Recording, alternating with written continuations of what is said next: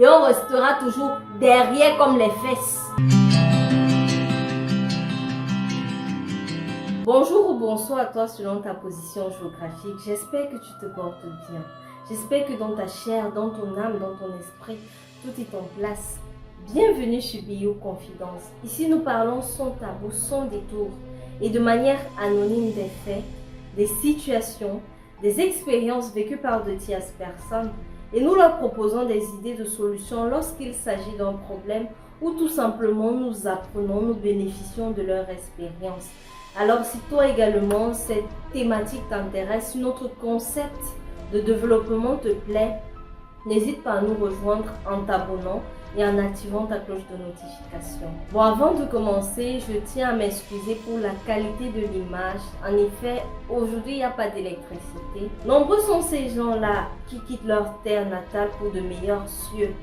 Nombreux sont ces personnes-là qui se sont enracinées dans l'esprit que la meilleure façon de s'épanouir financièrement, c'est d'émigrer vers l'étranger.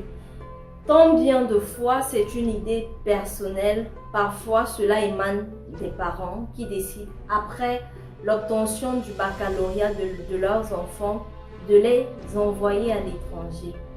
Arrivés à l'étranger, ils font leurs études, ils commencent à travailler. Quelques années plus tard, ils ressentent le besoin de rentrer sur place, de rentrer dans leur pays pour faire valoir leurs connaissances, leur savoir-faire.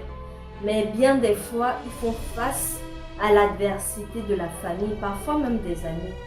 Et c'est dans ce cas que se trouve Adeline, notre confidente du jour. En effet, Adeline est une jeune Congolaise, ayant émigré en Allemagne. Elle y a fait ses études d'ingénieur mécatronique et elle voudrait rentrer. Mais elle fait face à une situation assez contraignante. Sa famille ne veut pas qu'elle rentre.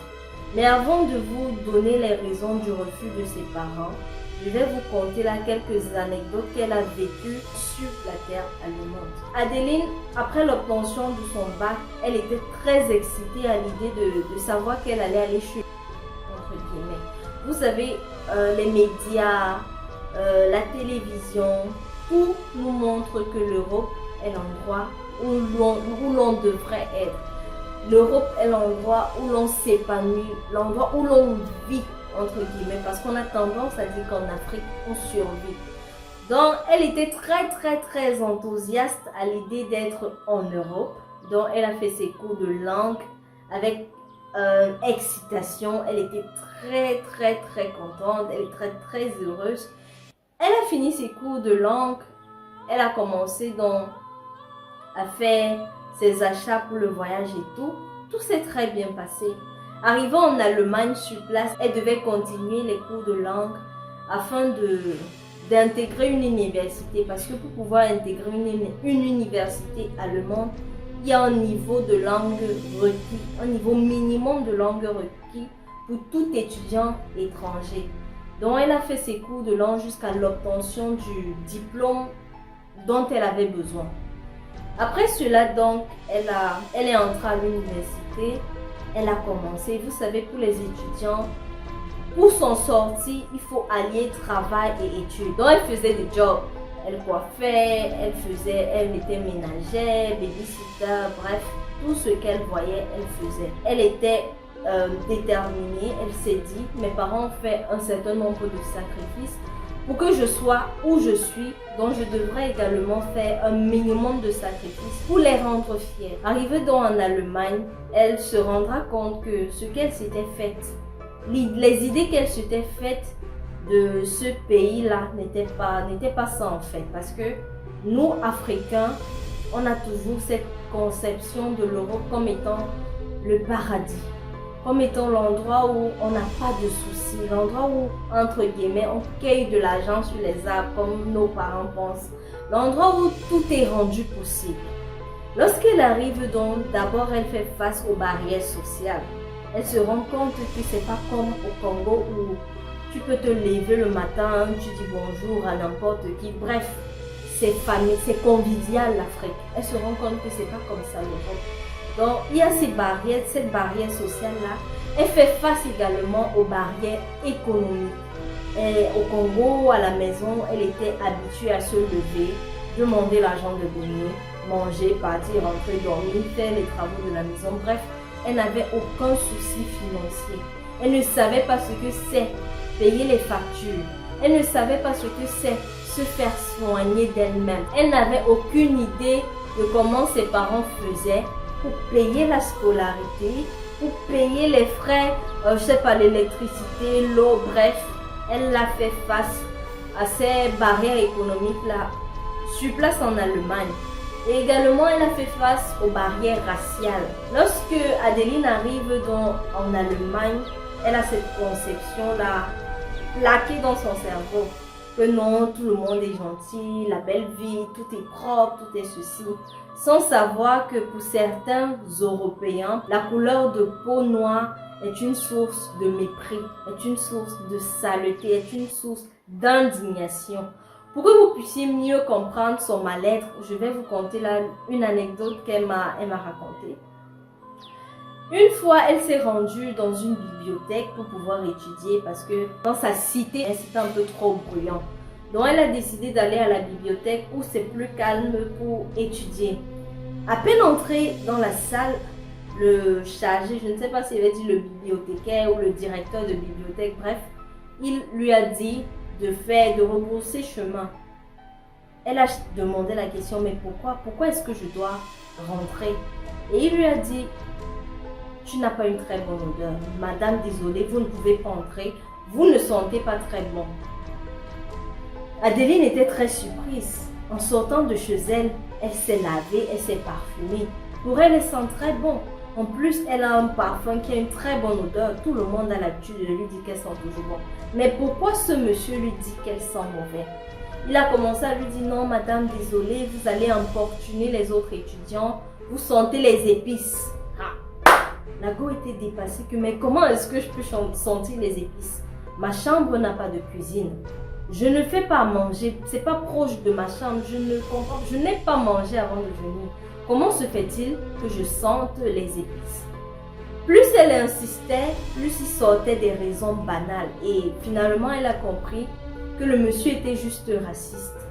Alors elle est sortie toute triste et elle est rentrée chez elle. Lorsqu'elle arrive chez elle, elle appelle sa maman.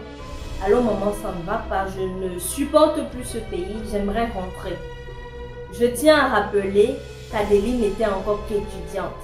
Et je pense elle était déjà en 3e année de licence.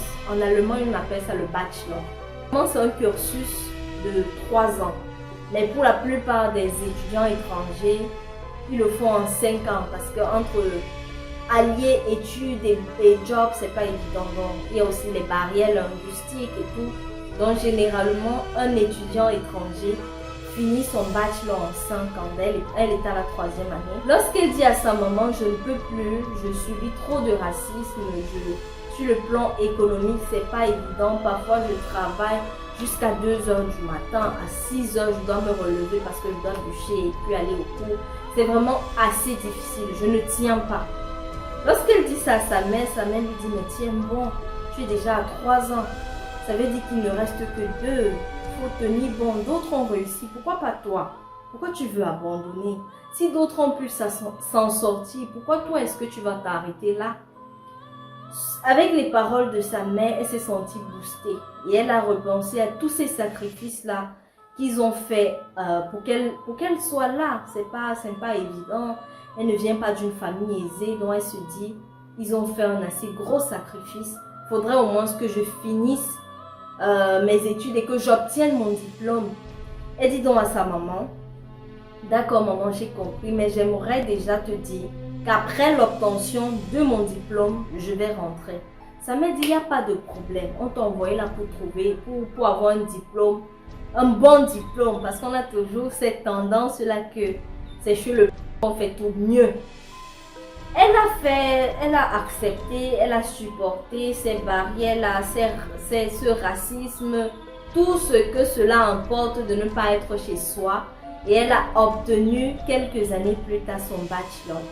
Lorsqu'elle obtient donc son bachelor, elle appelle ses parents, elle dit ok, j'ai obtenu mon bachelor, mais je n'aimerais pas rentrer tout de suite. Je vais travailler un peu, mettre l'argent de côté. Et lorsque j'aurai de quoi faire une petite entreprise au pays, je vais rentrer. Ses parents étaient tellement contents que mais c'est une très bonne idée. Ça, c'est très bien. Vas-y.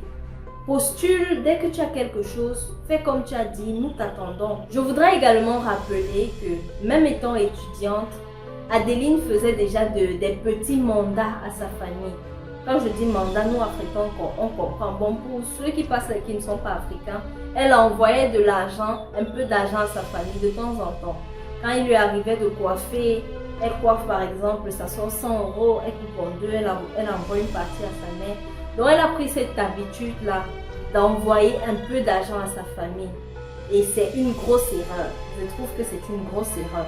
Un étudiant normalement ne devrait pas envoyer de l'argent constamment à ses parents. Tu es étudiant, tu ne travailles pas encore. Bref, lorsqu'elle a donc obtenu son diplôme, elle a postulé un peu de partout. Elle a finalement été retenue quelque part. Donc Adeline a travaillé. Elle s'était fixée 2 ans de travail, mais elle s'est retrouvée à faire 4 ans. Elle a travaillé pendant 4 ans. Après ces 4 ans-là, elle dit ok, c'est bon. J'ai mis un peu d'argent de côté. Je suis déjà capable de fonder ma petite start-up. Je peux faire un petit truc là au pays et je m'en sors. Parce que j'ai des connaissances, j'ai de l'expérience professionnelle. Je peux manager ceci. Bref, elle se disait qu'elle avait suffisamment de compétences pour mener à bien son projet de vie. C'est ainsi donc qu'elle appelle encore sa maman. Elle lui dit, ok maman, j'avais dit que je devais finir, après mes études, faire 2 ans de travail. J'ai prolongé à 4. Je pense que je suis financièrement armée pour créer ma petite entreprise sur place au pays. En plus, j'aimerais participer au développement de mon pays dont je veux rentrer. Sa mère n'était plus d'accord. Sa mère avait déjà pris goût des mandats que sa fille faisait chaque fin de mois parce que elle travaillait. Elle n'avait pas d'enfant, elle n'était pas mariée. Donc vraiment, la charge qu'elle avait n'était pas très grande sur place en Allemagne. Ce qui fait qu'elle envoyait suffisamment d'argent au Congo. Donc lorsqu'elle annonce à sa mère qu'elle veut rentrer après ça fait 5 ans d'études, près de 9 ans, disons 10 ans par là, en Europe, sa mère n'était plus d'accord. Sa mère s'est habituée à ces mandats qu'elle recevait chaque fin de mois parce qu'il faut noter que Adeline avait pris l'habitude d'envoyer chaque fin de mois de l'argent à ses parents. Elle était en Allemagne, elle était ingénieure, elle était célibataire sans enfant, donc ce qu'elle touchait était assez considérable. Du coup, lorsqu'elle envoyait l'argent à ses parents au Congo, la conversion donnait quelque chose de costaud. Donc les parents, la famille s'est habituée à cette vie-là. Ils se sont habitués à recevoir d'elle. Et lorsque celle-ci a dit qu'elle veut rentrer, cela les a fâchés. Sa mère dit non, tu ne peux pas rentrer. Je n'arrive pas à comprendre comment tu peux vivre, tu peux t'en sortir ainsi et que tu veuilles rentrer. Tu te soignes sans souci, tu manges à ta faim, tu prends soin de ta famille. Pourquoi est-ce que tu veux rentrer? Adeline a dit à sa mère, j'ai gardé un peu de côté, j'aimerais rentrer, faire quelque chose sur place. Ici, je ne me sens pas à l'aise. Je me sens seule. Je n'ai personne avec qui discuter. Je n'ai personne avec qui partager ce que je ressens. Je me sens seule. Et il faut noter que Adeline a subi beaucoup de dépression tout au long de son séjour en Allemagne, tout au long de sa vie, parce que 10 ans déjà, c'est beaucoup. Donc, elle a subi beaucoup de dépression. Elle a caché cela à sa famille. Elle dit donc à sa mère, j'ai subi trop de trucs ici, j'ai beaucoup supporté, je ne sens plus, je veux rentrer. Sa mère dit non, tu vas rentrer comment? Est-ce que tu sais comment on m'appelle au quartier? Hé, maman la benguiste, la mère de la benguiste, tu veux me faire quoi là? Hein? Grâce à toi, voilà la voiture que j'ai.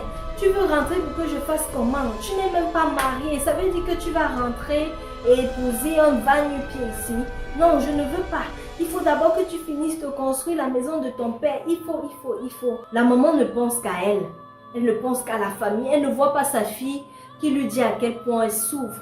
Elle ne voit pas sa fille qui lui dit à quel point elle est sous pression, à quel point elle n'en peut plus.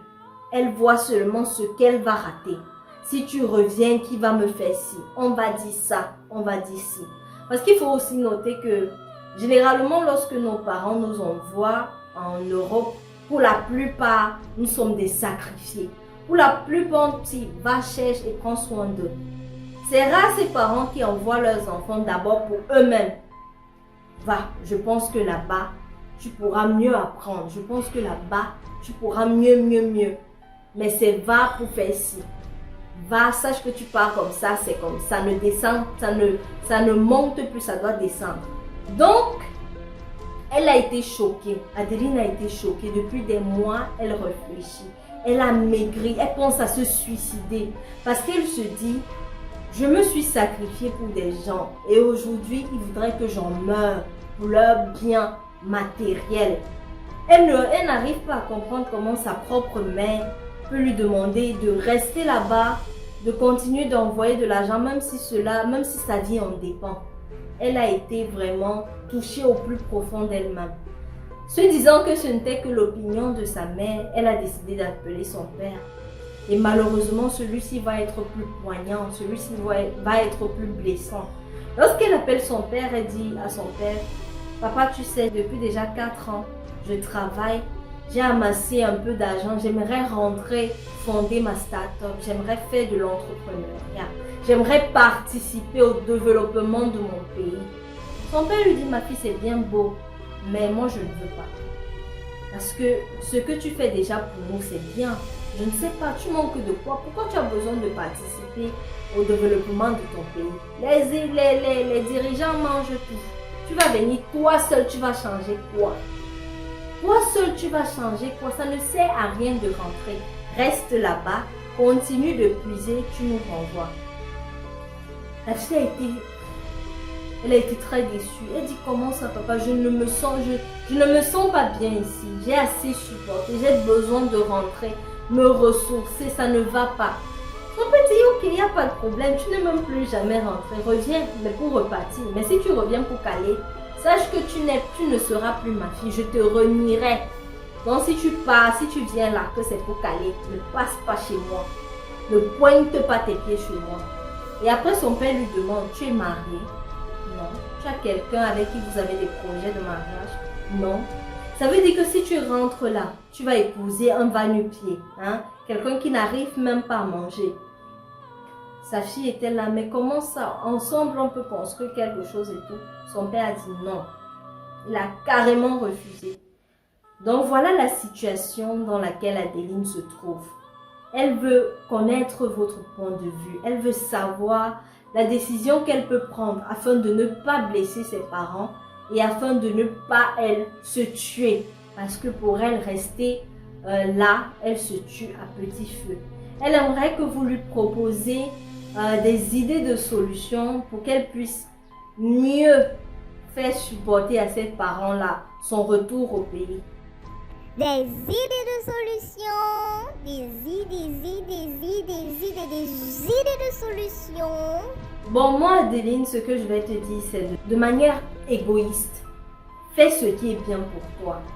Les parents ont fait ce qu'ils pensaient être bien pour toi et toi, tu leur as déjà dit merci. Tu as participé aux charges de la maison, tu as pris soin de tes petits frères. Tu as fait de ton mieux. Sacrifier son bonheur pendant 10 ans, c'est pas évident. Et on ne sait jamais, peut-être qu'il ne te reste qu'un an de vie. 2 jours, 3 jours, tu vas mourir malheureuse. Non. Prends la décision que ton cœur désire. Si ton cœur te demande de rentrer, ma chérie, porte tes valises, retour au Congo, terre natale. Ne traîne pas. Ne traîne pas. Moi, c'est la meilleure décision que tu puisses prendre. Ne t'attarde pas sur le désir matériel de la famille. Parce que ces gens-là, si tu arrives au pays et que ça marche, ils seront plus contents que toi. Ils seront plus, ils vont en bénéficier autant que toi, peut-être même plus. Et si tu meurs là, tu mourras seul. Ils vont certes te pleurer, mais ils ne te pleureront pas éternellement. Tu seras morte. Mais demain, la vie va reprendre son cours. Donc pour moi, prends la décision. Si tu as la ferme conviction que tu peux participer à l'émergence de ton continent, à l'émergence de ton pays peu importe la pierre que tu apporteras, rentre et fais-le. Ce n'est pas normal que nous passons le temps à, que nous pensons, nous Africains, que le bonheur se trouve ailleurs, que tout ce qu'il y a de bien se trouve ailleurs. Ceux d'ailleurs là, ils ont construit leur pays pour que ce soit aussi attrayant, pour que ce soit aussi attractif, pour que ce soit ce que c'est. Ils ont travaillé. La Chine, pendant des années, personne n'entrait, personne ne sortait. Et nous voyons ce que ça a donné aujourd'hui. Pourquoi toi, Africain, pourquoi est-ce que tu penses que parce qu'ici ça ne va pas, il faut que je sorte? Si tout le monde sort, ça va aller quand? Si tout le monde sort, ça va aller quand? Jusqu'à quand allons-nous sacrifier nos enfants? Jusqu'à quand? On se plaint de ça ne va pas, mais on passe le temps à envoyer nos intellectuels dehors. On se plaint que ça ne progresse pas, mais on passe le temps à faire tout pour que ça reste sur place. Tu envoies ton enfant à l'extérieur, il acquiert certaines connaissances, il veut rentrer mettre son pratique pour que demain, ses petits frères ne puissent pas aussi partir parce que tel truc manque. Tu dis non, tu vas changer quoi? Si chacun se dit, moi je peux faire quoi?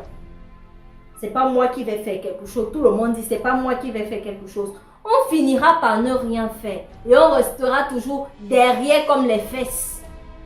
Nous sommes le continent le plus riche. Il n'y a pas plus intelligent qu'un Africain. Il n'y en a pas.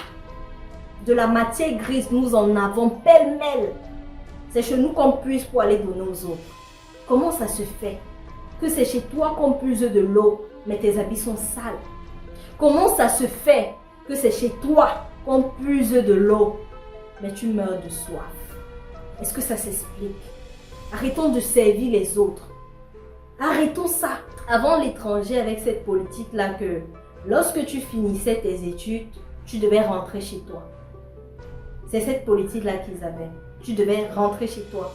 Mais depuis qu'ils se sont rendus compte que nos propres intellectuels ne veulent pas rentrer chez eux, développer leur pays, ils accueillent ça avec plaisir. Et c'est comme ça qu'ils nous exploitent.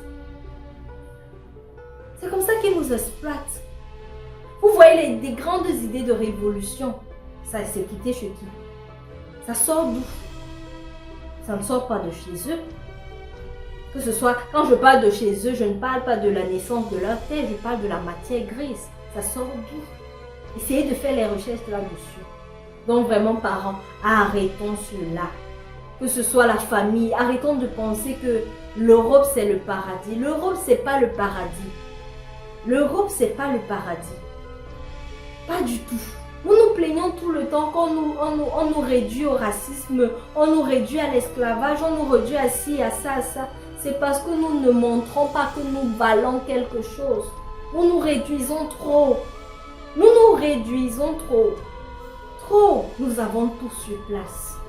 Avec de la volonté, avec de la détermination, avec de la passion, avec de la patience.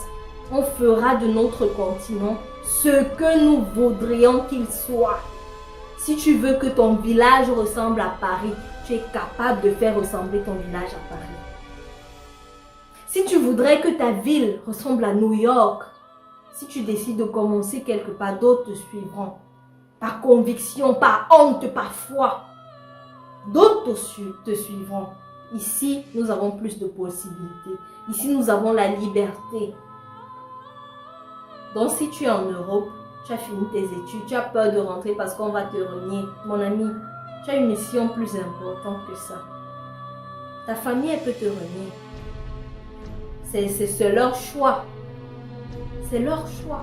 Mais toi, si tu sens que tu as de meilleures choses à faire sur place, n'hésite pas. Rentre.